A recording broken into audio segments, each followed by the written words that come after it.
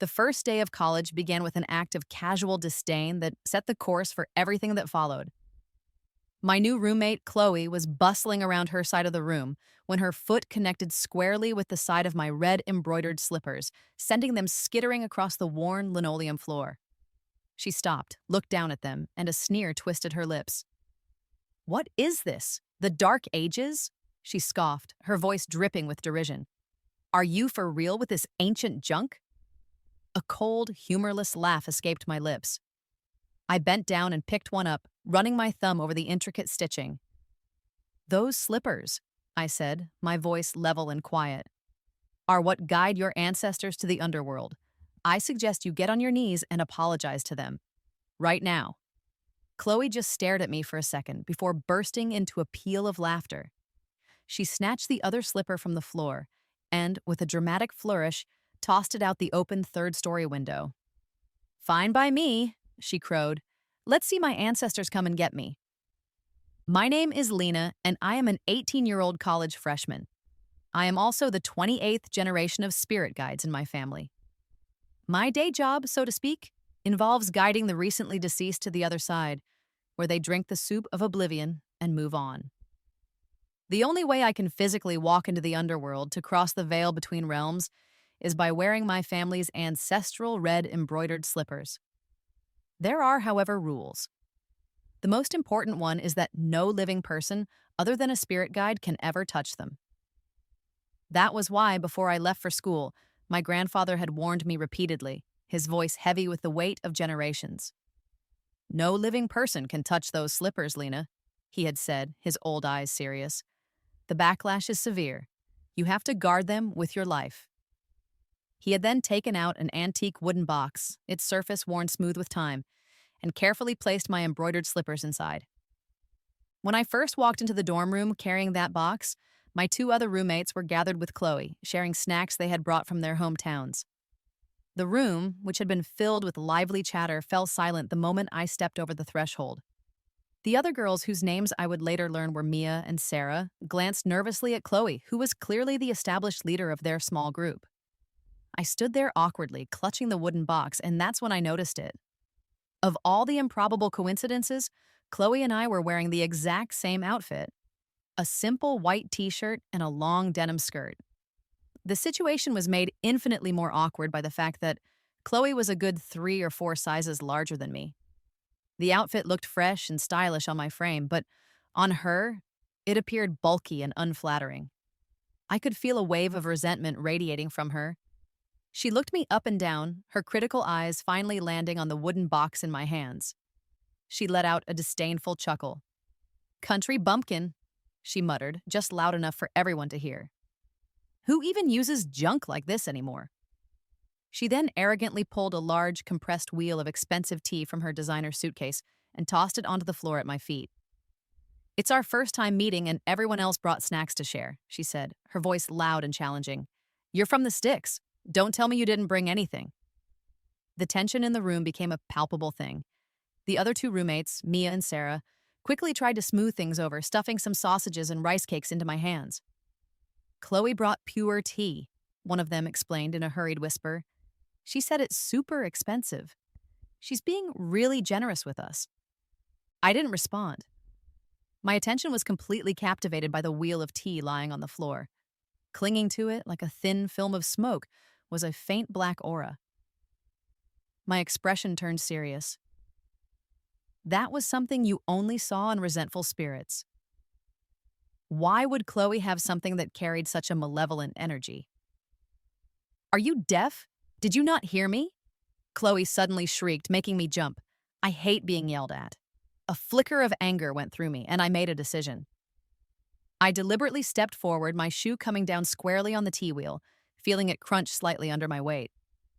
Then, with a sweet, disarming smile, I pulled 3 jade good luck charms, each the size of a quarter, from my backpack.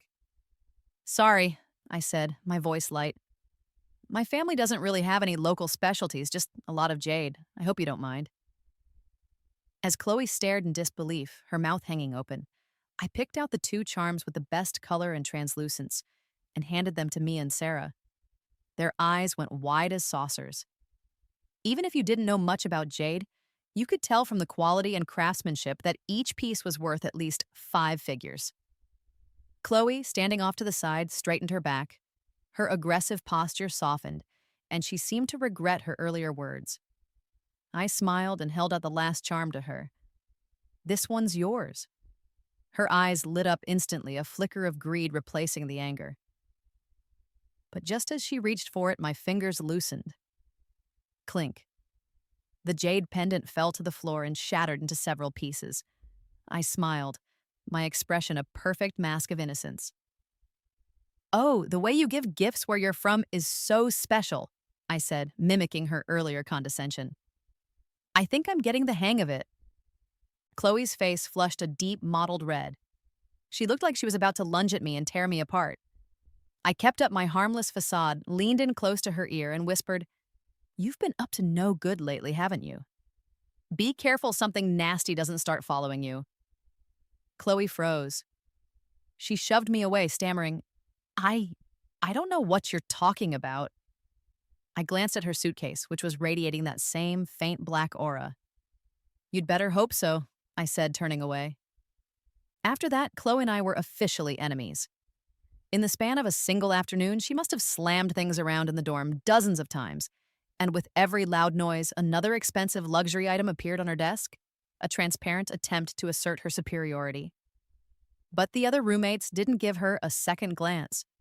They were all gathered around my bed, peppering me with questions. "Lena, does your family own a jade mine?" Mia asked.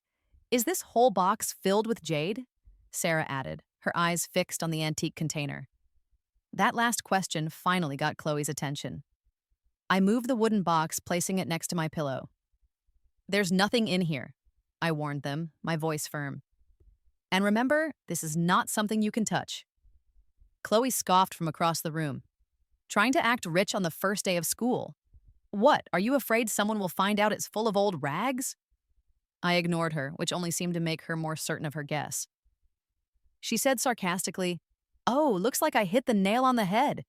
You didn't spend your entire 4 years of living expenses on those few cheap rocks just to show off, did you? Ha! Don't starve yourself to death." Chloe's cocky attitude made the other two roommates look awkwardly between us. The dorm was so quiet you could hear a pin drop until they saw the autographed photo of a top celebrity on Chloe's desk. The two of them let out a shriek like a pair of screaming chickens. "Chloe, how did you get Leo Vance's autograph? Doesn't he almost never sign for people?" "Ah, Chloe, you're a goddess. I can't believe I'm seeing his real signature in my lifetime." The roommates flocked back to Chloe's side. The feeling of being the center of attention gave her a huge ego boost. She shot me a smug look, raising an eyebrow. She pulled out her phone. "You guys know Rose Forvance?" The two roommates nodded furiously. "Of course, she's Leo Vance's #1 stan." Chloe smiled and showed them her account. "That's me." She then pulled out a stack of autographed photos. "But I'm not really his fan anymore. You guys can have these if you like them."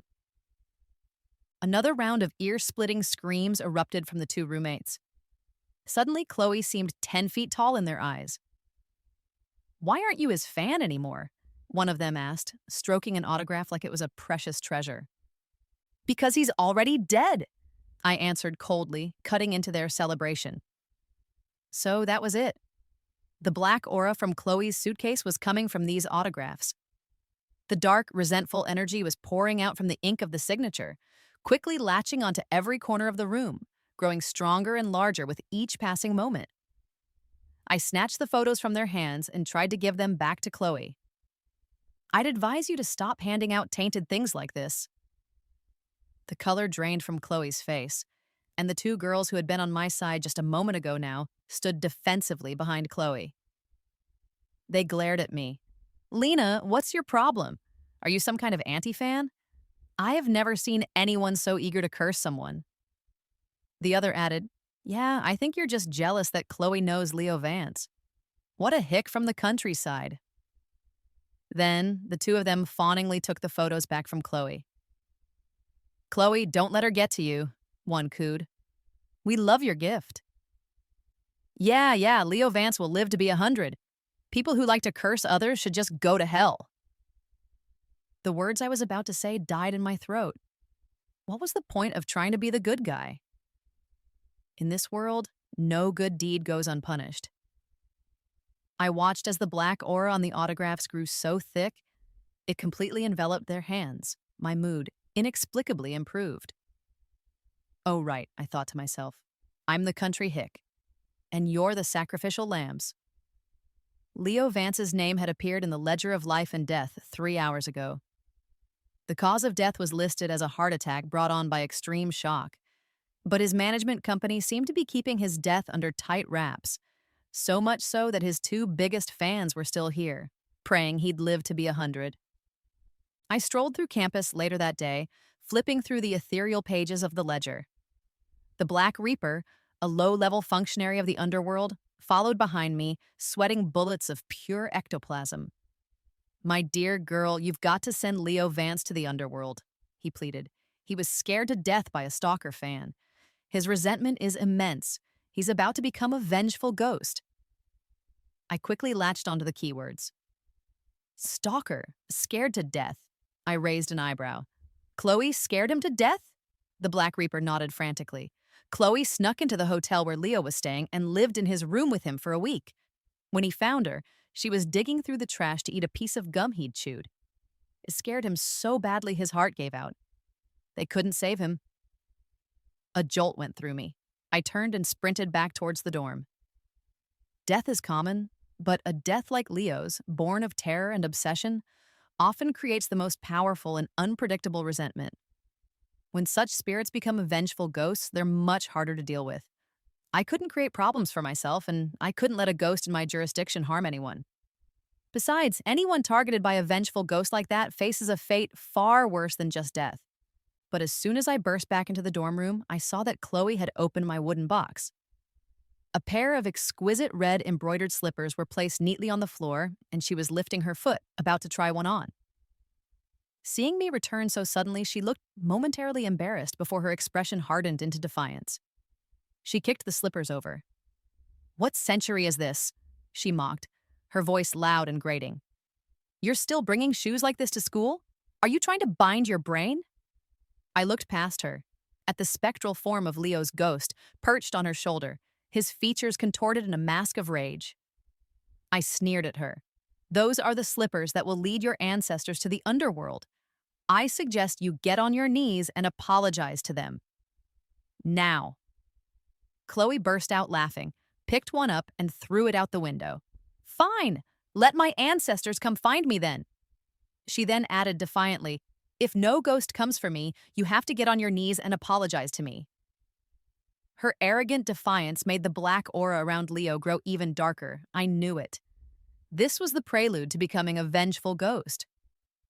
I put away the soul bell in my pocket and smiled coldly. "Deal. If the ghost that comes for you doesn't play you to death, I'll kowtow to you myself." The words had barely left my mouth when the dorm lights suddenly flickered and went out. An icy wind swept through the room, and the dorm door slammed shut with a deafening bang. Amidst the overlapping screams of my roommates, I saw that Leo Vance had completely transformed into a vengeful ghost. His target was clear. He grabbed Chloe by the hair and started slamming her head against the wall. He looked like he wouldn't stop until she was dead. Soon, Chloe's face was covered in blood, but her eyes were shining with a strange, terrifying excitement. "You came for me," she whispered, a delirious smile on her lips. "You finally came for me." The other two roommates were scared stiff, huddled in a corner and shaking uncontrollably. They couldn't understand why Chloe was suddenly going crazy, banging her own head against the wall. Normal humans can't see ghosts, but Chloe, damn her, just had to touch my embroidered slippers. Now, not only could she see ghosts, but she was also about to suffer the backlash from 100 spirits. Any single one of them could torture her to an agonizing death, and of those 100 spirits, Leo Vance was just the first. Leo was ruthless, enveloped in a terrifying black aura, but I could see the word enjoyment written all over Chloe's face. She pulled a yellow talisman from somewhere and slapped it onto Leo's arm, then started chanting a long string of words. The gist of it was that she wanted to capture Leo's soul and keep him as her personal ghost. But all she got in return was a vicious punch from Leo that sent her stumbling. I couldn't help but dash her hopes. Leo is a vengeful ghost. You can't capture a vengeful ghost's soul to keep as a familiar. But if you go get my slipper right now and kowtow to it, I might be able to convince him to spare your worthless life. Leo's indifference, coupled with my taunt, made Chloe break down. She clutched his sleeve, screaming, "I spent so much money and so much time just to see you. Why can't you just love me? I even know the order you shower in, how many times you turn over in your sleep. I love you this much. Why are you helping that bitch bully me?" As she spoke, she stubbornly started chanting her spell again. She muttered to herself, "I'm going to refine you into my pet ghost right now. Then you'll find a bunch of homeless guys to rape Lena, then chop her up and feed her to wild dogs. You'll get my revenge for me." I was speechless. I glanced at the cold, emotionless Leo and suddenly had a devilish idea. I secretly shook my soul bell, a faint, inaudible chime that only spirits could perceive. A moment later, Leo finally stopped. He slowly, stiffly, turned his head to look at me. Then he threw Chloe aside, floated out the window, and retrieved my embroidered slipper. Right in front of a furious Chloe, he knelt down and personally put the slipper on my foot. His long, slender fingers made the red slipper look even more vibrant. The dim light cast shadows on his pale, handsome face. I couldn't help but think to myself that he really was handsome. No wonder Chloe was so obsessed with him. I raised an eyebrow at Chloe and said in a sweet, pouty voice, "Gentle, darling. You're hurting me." At my words, Leo slowly lowered his head and blew softly on my ankle. I struggled to hide my smile and reached out to pat his head. "Such a good boy. I like you so much." Our intimate interaction made Chloe explode with rage. She rushed at me like a madwoman, trying to tear me apart. "Lena, you witch! How dare you seduce Leo Vance?" she screamed. "Leo can only be mine. He's mine." As she yelled, she even called out to the two roommates cowering in the corner, telling them to come help her beat me up. She had no idea that while she was busy with her melodrama, I had already used 2 yellow talismans to put them into a deep, dreamless sleep. Before Chloe could even get close, Leo waved his hand, and an invisible force slammed her to her knees before me. Chloe shrieked, "Why do you always help her?" The words had just left her mouth when Leo grabbed her head and started slamming it on the floor, forcing her to kowtow to my embroidered slippers. He looked at me and said in a soft, gentle voice that only I could hear, "As long as I'm here, no one will ever bully you." I was stunned. This part wasn't under my control. Chloe had been desperately trying to stay conscious, but his words were the final blow. She fainted from pure, unadulterated rage. The next time Chloe and I clashed was 3 days later. I had just guided a soul to the other side and was returning to campus in the early morning when I got a call from her. The sound of strong wind crackled through the phone. Chloe's voice was sharp and tearful. "You witch! Give me back Leo Vance." I was about to hang up when she quickly added, "I have your embroidered slippers on the roof. If you don't come, I'm going to set them on fire. Lena, get your ass over here with Leo Vance right now." I rushed to check my locked wardrobe. The lock had been pried open and tossed on the floor, and the wooden box inside was gone. Damn it. I turned and bolted out the door. If anything happened to those slippers, the king of the underworld would skin my entire family alive. On top of the 8-story dorm building, Chloe sat on the ledge holding my embroidered slippers and attracting a large crowd of onlookers below. When she saw I had come alone, she angrily lit a lighter. "Lena, you thief, give him back to me right now. Do you believe I'll burn these slippers to a crisp?" The dancing flame licked dangerously close to the delicate embroidery. My heart was pounding, but I kept my face calm. "Go ahead, burn them. If you do, you'll never see him again." I was betting that Chloe's obsession with Leo meant she wouldn't dare harm my slippers. Sure enough, she hesitated for a moment, then lowered the lighter, crying. She knelt on the edge of the roof and started kowtowing to me. "Didn't you want me to kowtow to you the other day? I'm doing it now. I'm just begging you not to steal my boyfriend. I really love him." Finally, with a look of grim determination, She slammed her head down hard one last time. Her forehead was already injured, and after a few solid kowtows, the gauze bandage on it quickly turned red. There was a reason she was Leo Vance's biggest stan. She knew how to play the victim. Her performance swayed the crowd, and they quickly took her side. People started pointing fingers at me. Stealing someone's boyfriend and forcing them to kowtow? Seriously? In this day and age, you're still pulling this bullying crap? Shameless bitch. This is infuriating. She's pushed this girl to the brink of jumping.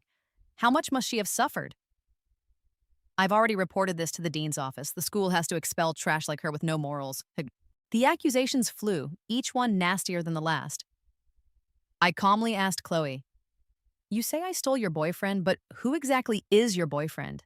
I added sarcastically, "Oh, it couldn't possibly be the A-list superstar Leo Vance, could it?" Chloe's face turned green. Leo Vance had a massive fan base. Countless people adored him, but it was rare to see someone so delusional as to publicly claim to be his girlfriend and threaten to jump off a building over it. Sure enough, the tide of insults quickly turned. People in the crowd started to jeer. What the hell? Since when did my husband become her boyfriend? If you're going to pretend to be his girl, at least look in a mirror first. Hilarious. She's just some crazy fangirl. Let's go, everyone. This chick is nuts. If we don't go now, the cafeteria will be out of breakfast. The crowd dispersed in a flash. Seeing herself losing the upper hand again, Chloe panicked. She held up the slippers and started to lose her composure. You treasure these slippers, don't you? He put them on for you personally, didn't he? If I can't see him, you're not getting off easy either. She brought the lighter close again. This time she meant it. My heart was racing so fast I couldn't even register how many people were around. All I wanted to do was throw a talisman to stop her. But just in time, a man's voice cut through the chaos, stopping Chloe in her tracks. A portly counselor, sweating profusely, hurried over. He looked furious, but his voice was surprisingly gentle. Come on down, kid. Whatever the problem is, I'll help you sort it out. Don't destroy your classmate's property, okay? Chloe immediately burst into tears. Sir, Lena not only stole my boyfriend, but she also stole my bell the other night. It was a gift from my grandmother. It's all I have left of her. I have nothing now. I just want my bell back. My stomach dropped. She was faking her faint that night, and she had set her sights on my soul bell. I squeezed the bell in my pocket, which was vibrating faintly. Every spirit guide has two sacred items: the ancestral embroidered slippers and a soul-guiding tool they receive at their 100-day-old ceremony. The slippers allow passage between the realms of the living and the dead, and the bell I received is for guiding souls. But the underworld doesn't accept vengeful ghosts. My only option was to obliterate Leo's spirit. But that night, for some reason, I softened at the last moment. After some thought, I sealed him inside my soul bell, planning to cleanse him of his dark energy. But this method consumes a great deal of spiritual merit, and I don't hand out favors freely, so I never mentioned it to the Black Reaper. I never thought Chloe would have seen it. After the counselor promised to get justice for her, Chloe scurried down from the roof. She was full of confidence. Sir, Lena doesn't just steal things. She also practices superstitious nonsense in the dorm.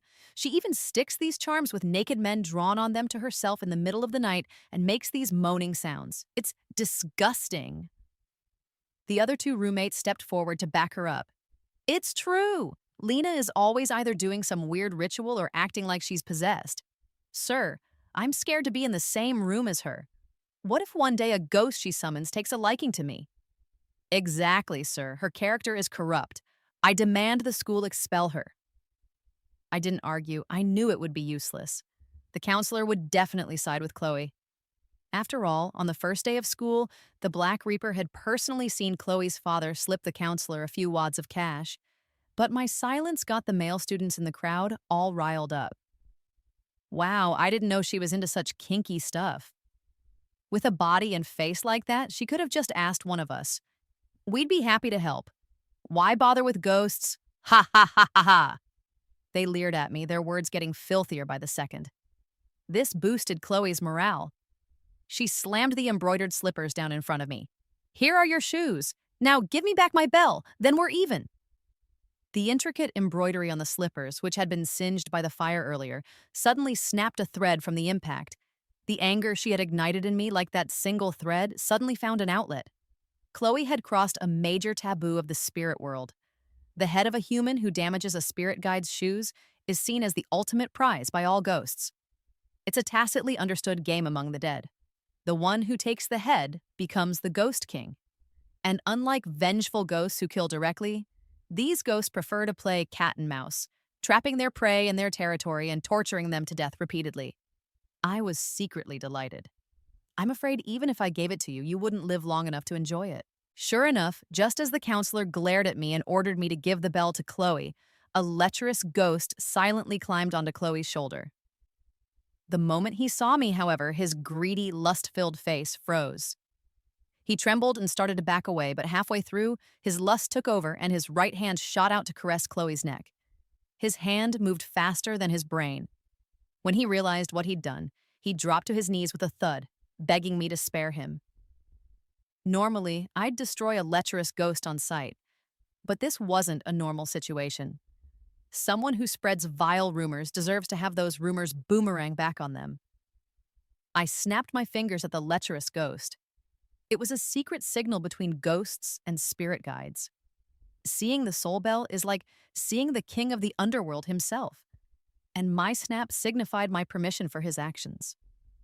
The lecherous ghost grinned incredulously, showing his yellowed teeth. Then he lunged at Chloe. But Chloe's attention was completely focused on the soul bell I was carrying.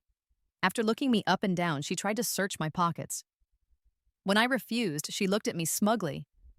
What? Scared now? Aren't you the one who can summon ghosts? Go on, keep trying to mess with me. At that moment, the lecherous ghost, completely unrestrained, stuck out his tongue to lick Chloe's neck. That lick finally got Chloe's attention. She screamed and swung her hand to slap him. But humans can't touch ghosts on their own. Her slap passed right through the ghost and landed squarely on the counselor's face. The scene went dead silent. Someone even gasped, because from everyone else's perspective, Chloe had suddenly started unbuttoning the counselor's shirt. And when he ignored her, she had shrieked in frustration and slapped him. The counselor had a reputation at school for being upright and incorruptible. This slap was not only a public humiliation, but if word got out, his career could be over. He was so angry his jowls trembled. His attitude did a complete 180. Not only did he give Chloe a demerit and sentence her to run 10,000 meters, he also appointed me to supervise, making sure she didn't skip a single step. On the track, Chloe had just finished her first lap when the lecherous ghost, no longer satisfied with just a touch here and a feel there, started trying to unhook her bra and shove his head inside. Chloe was crying hysterically, unable to stop him. Just as he was about to succeed, I threw a yellow talisman from a distance, blasting the ghost into dust. Chloe shot me a hateful glare. Don't expect me to thank you.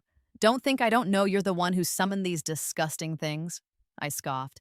Don't flatter yourself. I wasn't helping you. I was helping the countless women trapped by online predators, unable to save themselves. I figured if I was ruthless enough, if my reputation was fearsome enough, then maybe when those lecherous ghosts got carried away, they would hesitate and think of me. If they had even a moment's hesitation, maybe one more girl or woman in the world could escape that fate. Chloe ran her 10,000 meters with the speed of a competitive athlete because along the way she was either being chased by a drunk ghost trying to force-feed her alcohol or a gambling ghost trying to chop off her fingers. With 500 meters left, a drunk ghost simply poured a pint of hard liquor down her throat, sending her straight to the hospital to have her stomach pumped. The next day when I saw her, she was lying in a hospital bed looking haggard and almost delirious. When she saw me, her eyes were bloodshot as she pointed at the crowd of ghosts behind her and begged, I give up, Lena. Can you please make these things go away? I really can't take it anymore. Tears streamed down her face, but I felt no sympathy. You reap what you sow. If you're going to cause trouble, you have to be able to take the consequences. I glanced at the ghost standing in a neat, trembling line behind her. There was one with his head split open from a car crash, one who'd been fried in oil, one who died with a nail through his head. I couldn't help but feel nauseous. Even though I've guided thousands upon thousands of souls, seeing so many gruesome deaths at once was hard to bear. Not to mention they would make Chloe reenact their deaths over and over again. Seeing my lack of response, Chloe quickly grabbed a bulging paper bag from behind her. "If you can make these things leave me alone, this is all yours." Before I could even register what was inside, she pulled out an even bigger bag. "This is to buy your bell." Her eyes were blazing with a fierce determination, as if she was certain she could get what she wanted. I opened the bags. Holy hell! Wads and wads of cash. I knew her family was rich, but I didn't know they were this rich. I feigned reluctance. Even with all this money, I can only do one thing for you." Before I could finish, Chloe made her choice. "I choose the bell. Give me your bell." I picked up the two heavy paper bags, feeling pleased. "You should have just said so. If you'd been like this from the start, we could have worked something out." I quickly pulled a spare, ordinary bell from my pocket and handed it to her.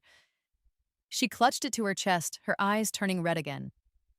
"Darling, we can be together forever and ever now. No one can ever separate us." For the next 2 weeks, Chloe and I stayed out of each other's way. She bought a pile of yellow talismans and plastered them around her bed, and the ghost stopped bothering her. She began to focus on making offerings to the bell in the dorm, trying to raise her pet ghost. I, on the other hand, was busy trying to find a skilled embroiderer to restore the needlework on my spirit-walking slippers. The truce lasted until the end of the holiday break. The moment I stepped into the dorm, Chloe furiously threw the bell at my feet. "Lena, you liar!" she roared. "This isn't the bell you were hiding Leo in." I raised an eyebrow. "I have no idea what you're talking about." Chloe swept all the offerings off her desk. "I had a master look at it. The one you gave me is just an ordinary bell. That's why none of my offerings could summon Leo." She used a bit too much force, knocking over the offerings that were on her desk. Unlike before, when she was obsessed with arranging imported candies and fruits on her altar, things she claimed were Leo's favorites, what now lay scattered on the floor were used toothbrushes, crumpled tissues, and even a pair of worn men's underwear. The real soul bell in my pocket seemed to sense something and began to ring erratically, which made Chloe's eyes go wide. She held up her phone, incredibly excited. "Master, you were right. Using his personal belongings to provoke him really gets a reaction." She turned the camera towards me. "I've found the real bell now. Master, please help me capture Leo." This was a private live stream Chloe was having with a fortune teller. On the other side of the screen was a white-haired old woman sitting cross-legged on the floor with her eyes closed, looking very authoritative. She waved her hand. "Keep provoking him with things he can't stand. He's about to break out of the bell." Chloe was ecstatic, her voice getting louder. "Leo, I forgot to tell you. Not only did I sneak into your house, I also installed 83 cameras. I was watching you even when you were on the toilet. Oh, and your cleaning lady? She works for me. She'd make your food saltier or blander depending on my mood. And that milk you drank every night before bed? I helped prepare that for you. You should be very familiar with my taste by now. Ha ha ha ha." The bell in my pocket vibrated more intensely. The more it shook, the more reckless Chloe became. Just as she thought she was about to successfully lure out Leo's soul, I pulled out my phone and stopped the recording. She froze. "What are you doing?" I immediately sent the audio file to Leo Vance's management company. "I'm exposing your crimes, that's what." Hearing this, Chloe's tense shoulders relaxed. She sneered. "And what makes you think his company doesn't already know?" She snatched my phone and smashed it on the floor. "Lena, you're so naive. The world isn't as simple as you think." She chuckled and sent dozens of high-tier gifts to the live stream. "Master, as long as you can help me destroy Lena, I'll give you 10, 100 times more when it's done." She was arrogant, fully expecting me to beg for mercy. But the master she was talking to? Not only did she not make a move, but she knelt on the ground and respectfully kowtowed to me. "Senior, I have completed the task you assigned. Are there any further instructions?" My junior apprentice, despite her white hair, looked at me with a mixture of fear and admiration. I calmly soothed the soul bell. just remember to use the gifts she gave you to buy me a new phone." Now Chloe was completely stunned. She screamed, "What is this? You two teamed up to trick me." I glanced at her. "In our line of work, is there any fortune teller of any renown who doesn't have to call me senior? You think you can just find some random person to draw a few talismans and keep the ghosts that come for you day and night at bay?" I said sharply. "Without my permission, who would dare take your case?" After that day, I searched for news about Leo Vance's death many times, but there was nothing. I had assumed his company was holding back the announcement because they hadn't determined the cause of death. But then I learned I was dead wrong. After receiving my audio file, his company didn't think about exposing Chloe. Instead, they immediately went to her father, took a sum of money, and settled the matter. When they finally announced Leo's death, they simply stated he died of heart failure and urged everyone to be rational fans and not to stalk celebrities. At the end, they even added a provocative line, saying they had already warned a certain major fan account admin to be a responsible fan and that if she had any negative impact on their work in the future, they would sue her immediately. Seeing the flood of information, I knew that the company Leo had worked so hard for had squeezed every last drop of blood from him, and the person who killed him would not only escape legal punishment, but could also continue to swagger around school. On the day of the announcement, Chloe was in a particularly good mood. She had recently become obsessed with a new singer-dancer. Seeing how much money she was willing to spend, he was very friendly to her. He even added her on a messaging app and would frequently initiate chats with her. She quickly moved on. She went from being unable to live without Leo to completely forgetting him in just 10 days. She could even hum a song while scrolling through news of Leo's death, occasionally joining the other two roommates in picking on me. "Geez, Leo Vance passed away. Someone here liked him so much, why didn't she just die with him?" One of them chimed in, "Keep your voice down or she might go seduce the counselor again and make you run 10,000 meters. The three of them giggled like a coven of witches. With Chloe constantly flashing her cash, the other two had also become fans of the new singer. Seeing their smug faces, I suddenly felt they didn't deserve to be so carefree. From the underworld's 108 top programmers, I summoned the #1 hacker and had him break into Chloe's computer. Chloe was happily watching a TV show when her screen suddenly started flashing wildly. The cursor moved on its own, logging into her social media account. The movements were smooth and fluid. It was obvious someone else was in control. She panicked and tried to shut down the computer. It held too many dark secrets. But no matter how many times she pressed the power button, the screen stayed on. In the end, she could only watch in horror as the hacker carefully typed out a message and hit post. It was an apology letter written in black text on a white background. "I apologize for my actions as a stalker fan, which led to Leo Vance being scared to death. If I hadn't snuck into his room late at night, he definitely wouldn't have died. From now on, I will be updating videos under the name of a Kyle Huang Stan account. I swear, if I could install 83 cameras in Leo Vance's house, I can install 100 in Kyle Huang's. I will make sure everyone sees a different side of Kyle Huang. I hope you will all continue to support me." Attached to the post were Chloe's detailed stalking notes, all made public. Leo Vance's fans exploded. The fans of the up-and-coming singer Kyle Huang also exploded. And Chloe exploded most of all. She screamed at me, "Was this you again?" I lay on my bed with my eyes closed. "What was it you said to me?" "Ah, I remember now. The world isn't as simple as you think." The apology letter caused a massive uproar online. Chloe's verified account, Rose for Vance, had over 1 million followers before Leo's death and was highly respected by his fans. But the same adoration that can build someone up can also tear them down. Celebrities issued a joint statement boycotting her. Fans swarmed to dox her. Overnight, her parents' business was investigated for food safety violations and shut down. Her own personal information was plastered all over the internet. Some people even maliciously photoshopped her face onto pornographic videos.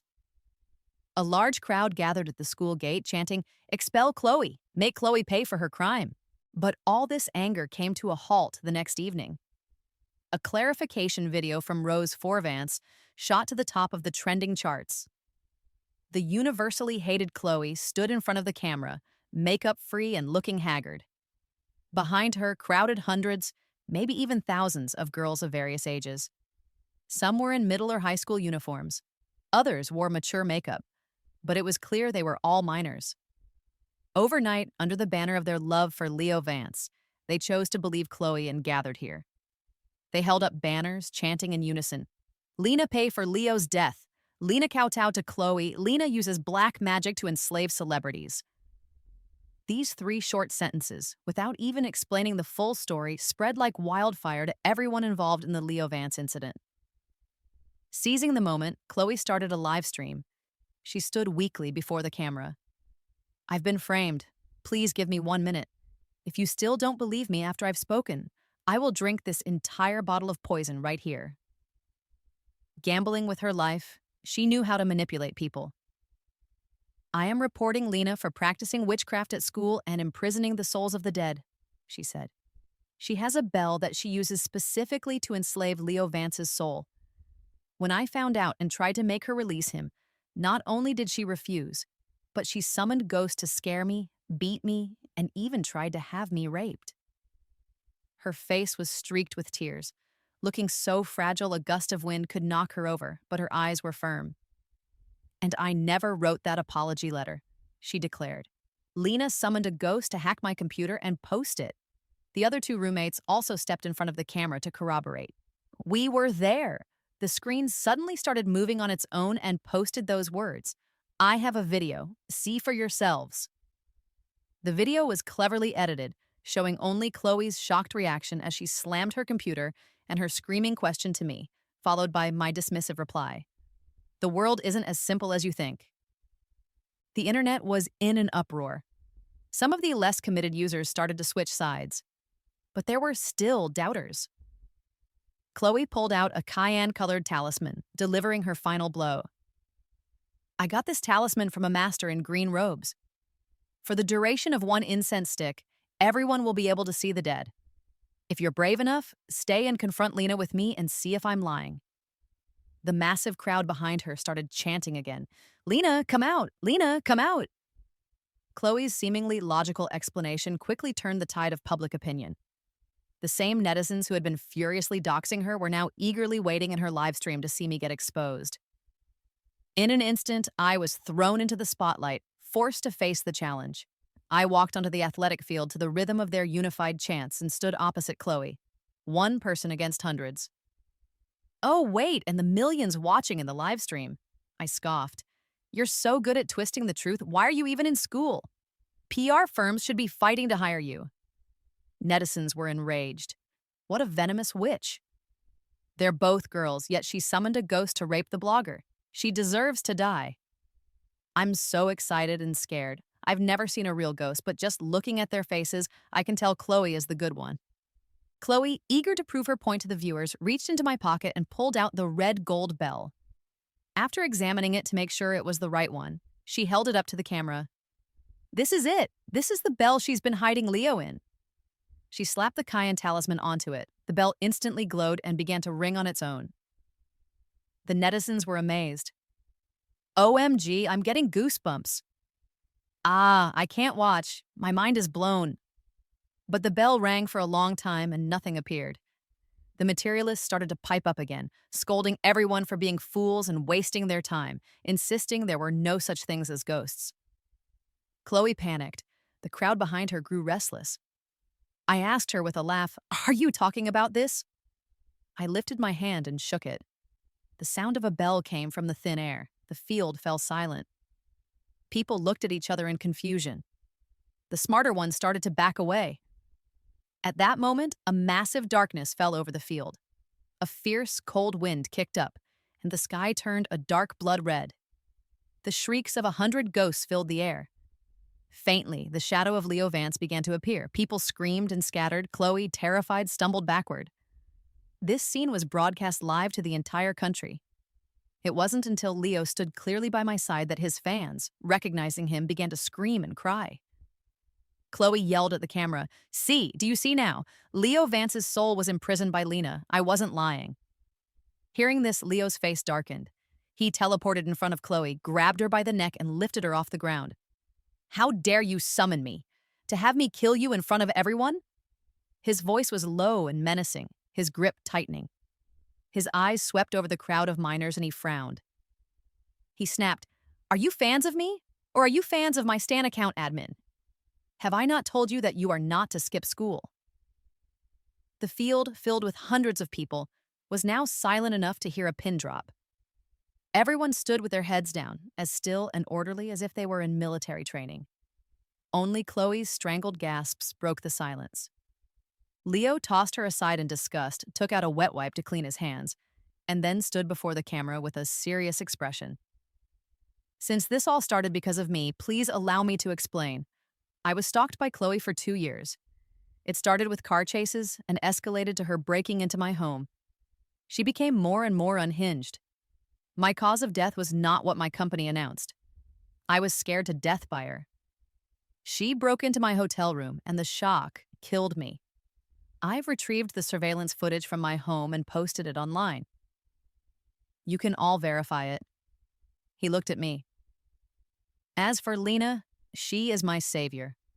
I hope none of you will harm her. I also want to take this opportunity to say, be rational fans. Cherish the life you have." The stadium lights came on one by one, bathing him in a golden glow.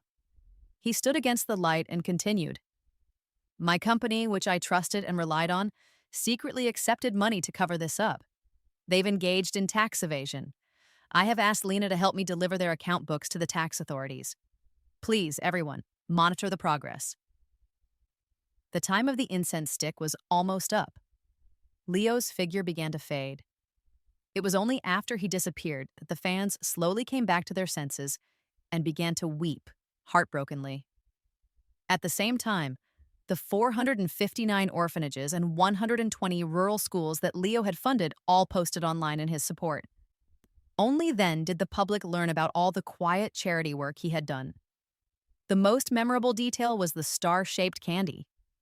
Because every time Leo visited an orphanage or a school in a poor area, he would bring star-shaped candies. He would tell the children, "Don't give up on your studies and don't be complacent. I hope that one day I will see you all shining brightly in every corner of this country. When that day comes, you can come find me and trade it for 10,000 more candies." I actually recognized that candy. Over the past 5 years, I had guided tens of thousands of souls, and every so often I would see this candy. They were either young adults or elementary school students, and they would all beg me to return the candy to Leo Vance. They'd say they had broken their promise, that they couldn't shine brightly anymore. I didn't understand what it meant back then. Until the night I was about to obliterate Leo's soul and a star-shaped candy fell out of his pocket. I instinctively felt that this shouldn't be his fate. That night, Chloe experienced an unprecedented level of online backlash. The same kids who had stood behind her, feeling betrayed, now swarmed her, attacking her physically. The scene was a vortex of violence, with the crowd surging and profanities flying. As for Chloe's final fate, it was the Black Reaper who told me about it. He said that Chloe was beaten so badly that night her clothes were torn off. For some reason, the other 2 roommates shielded her like they were possessed. In the end, they were left disabled, but Chloe had vanished. He chuckled and added that she wasn't rescued. She was carried off by a few homeless men who had blended into the crowd.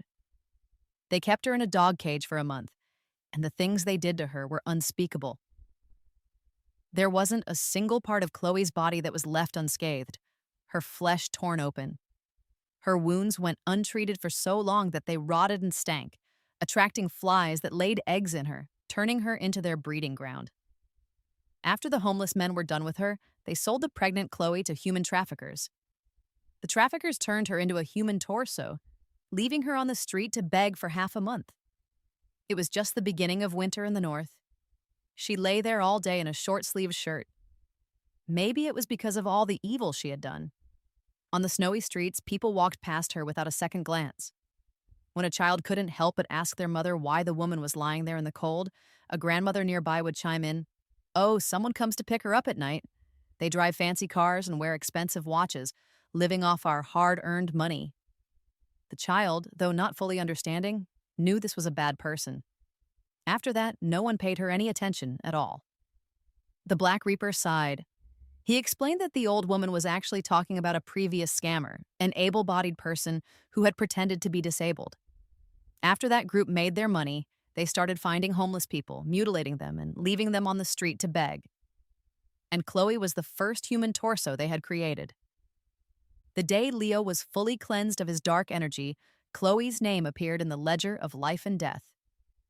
Cause of death? Unknown. When Chloe saw me walking towards her, wearing my spirit-walking slippers and carrying my soul bell, she was surprised, but quickly hid it. It wasn't until she saw Leo behind me that she lost her composure. She fell to her knees, kowtowing and sobbing. I'm sorry. I'll never do it again. Please let me go. I'll disappear. I'll go far away. Please save me. I don't want to live like this anymore." She had cried so many tears that now, when she got emotional, only blood flowed from her eyes. Let her keep her memories, and let her be reincarnated in Myanmar. This was only the second thing Leo had said to me since the beginning. Seeing my confusion, he added, "I saw everything you did to her during this time. And I've done some self-reflection. If I hadn't been so tolerant, if I had stood up to her sooner, maybe I wouldn't have died." He smiled brightly. "You were right. Good deeds should be rewarded, and evil deeds should be punished. Let her learn her lesson so she won't dare to do these things again." I couldn't help but smile. "You're quite talkative now." Later, after everything had returned to normal, I was working during my internship when I ran into a girl. She had a lean face and a strong sense of hostility towards me. She casually hooked my embroidered slipper with her foot. Lowly spirit guide. My face remained unchanged as I raised my hand and tore her cyan-colored Taoist robe. Shitty soul reclaimer. In an instant, the office was filled with tension. Spirit guides and soul reclaimers were supposed to be partners. They were the only ones who could take a soul from a spirit guide's hands. Years ago, my grandfather told me that soul reclaimers used to save great or kind people, but eventually, it devolved into a service for the rich to extend their lives. Finally, the two factions split. Now, whenever we meet, one of us is bound to die. She glanced at the ledger of life and death in my hand and commanded, "I'm taking this man." I laughed out loud. "What's that? You're taking a rapist and murderer with you? Planning to have your mom give you a new sister?" The blood in my veins began to boil. "You want him? Come and get him. You're just a novice in a cayenne robe. Let me show you the power of a red and gold spirit guide."